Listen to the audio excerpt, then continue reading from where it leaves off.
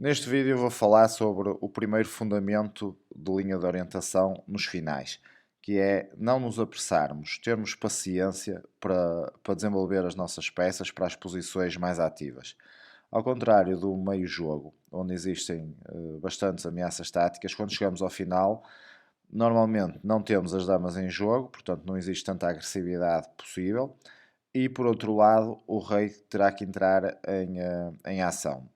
Isto é aquilo que já sabemos. Agora, o que se nota muitas vezes é que o jogador, principalmente o principiante e muitas vezes os intermédios, começam logo a fazer jogadas de ameaças a peões e a outras peças, etc. Quando chegam ao final, em vez de primeiro perderem tempo, que não é perder a ganhar, organizarem as suas peças de maneira a depois poderem avançar de uma forma organizada. Portanto, este fundamento que diz que não nos devemos apressar, registrem-no como o primeiro daqueles que temos que levar em linha de conta quando chegamos a um final de uma partida. Ora, esta partida que eu trouxe aqui, esta posição, é de uma partida do Capablanca, que é um dos melhores jogadores e chegou a ser campeão do mundo, que jogou em Moscovo em 1936 contra o Ragosa.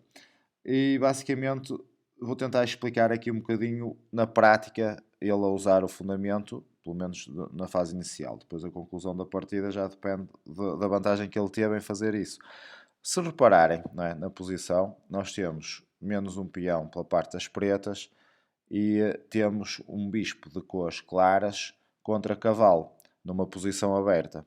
Pronto, ou seja, apesar de termos menos um peão, a peça ligeira terá alguma vantagem na posição aberta. Portanto, é ainda mais importante nestas situações, para concretizar a vantagem do peão a mais, que as brancas saibam organizar. Então, qual é o primeiro objetivo? O primeiro objetivo é pensar, ter a tal paciência, não é? Gastar o tal tempo para pensar onde é que eu quero colocar as minhas peças, de maneira a poder agrupá-las para depois avançar com o tal peão a mais para se transformar em dama.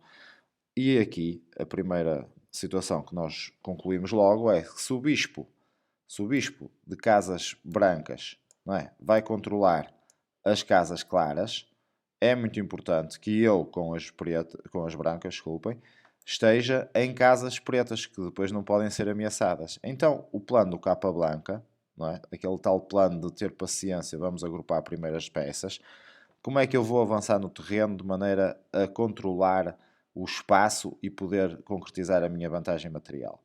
Primeiro, tenho que ocupar aqui assim esta casa com este peão, tenho que trazer a torre para esta zona, o cavalo, por exemplo, para aqui, este peão para aqui e depois trazer o rei para o centro.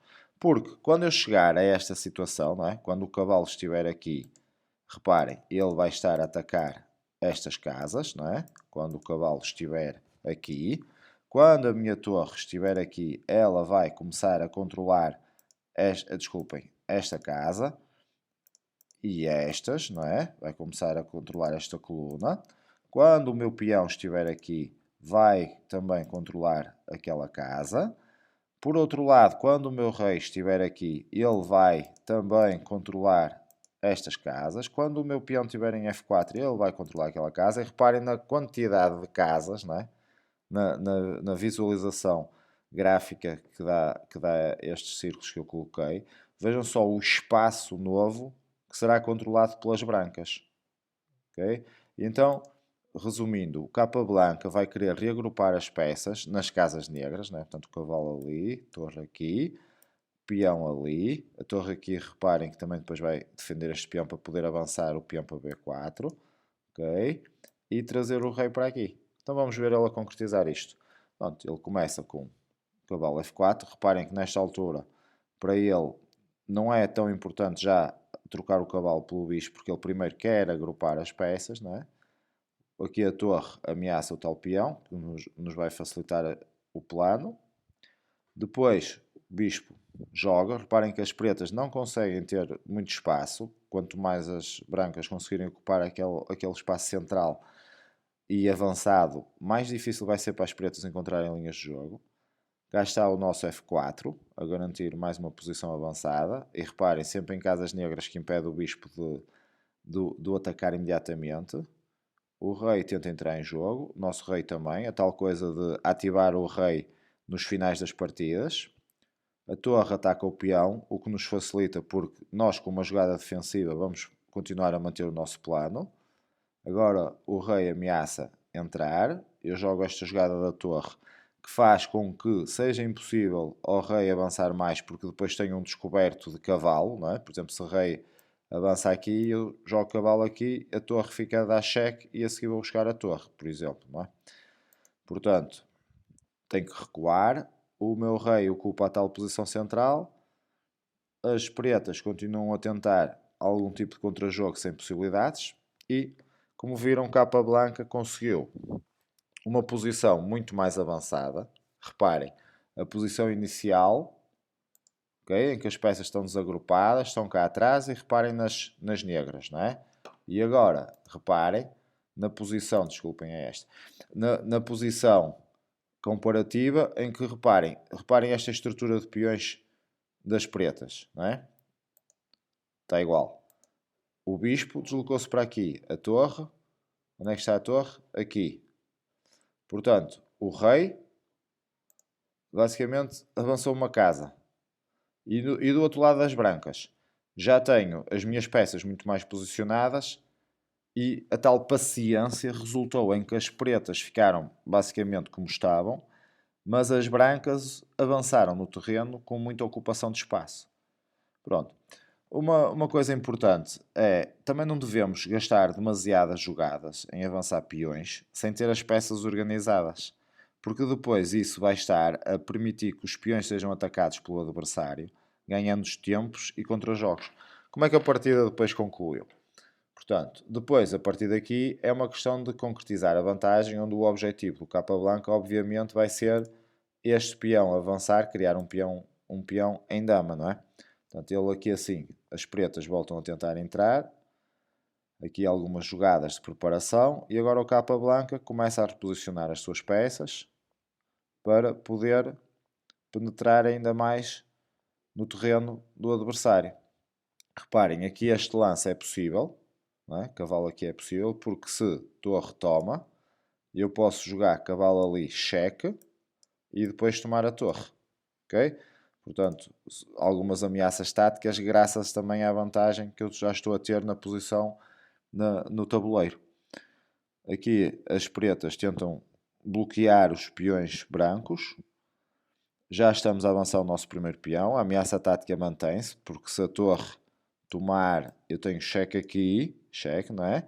E a seguir torre toma torre. Portanto, esta jogada é possível, portanto o peão a avançar é possível. Obriga a torre a recuar. Portanto, agora o meu rei apoia o peão e fica junto aos peões que têm o peão passado. Aqui uma tentativa de posicionar melhor as peças. Reparem que as pretas, antes de jogar, já têm o peão perdido, basicamente, não é? Porque tenho o bispo aqui a ameaçar, reparem, certo? Tenho a torre a ameaçar o bispo e, portanto, as pretas descobrem aqui assim um pequeno lance que depois vão recuperar o peão novamente, já vamos ver como. Portanto, as brancas tomam na passagem, o rei não pode tomar porque senão perde o bispo. Se o rei toma, a torre toma o bispo, portanto temos de ter aqui uma jogada de timing. Cheque, preparando para avançar o meu peão.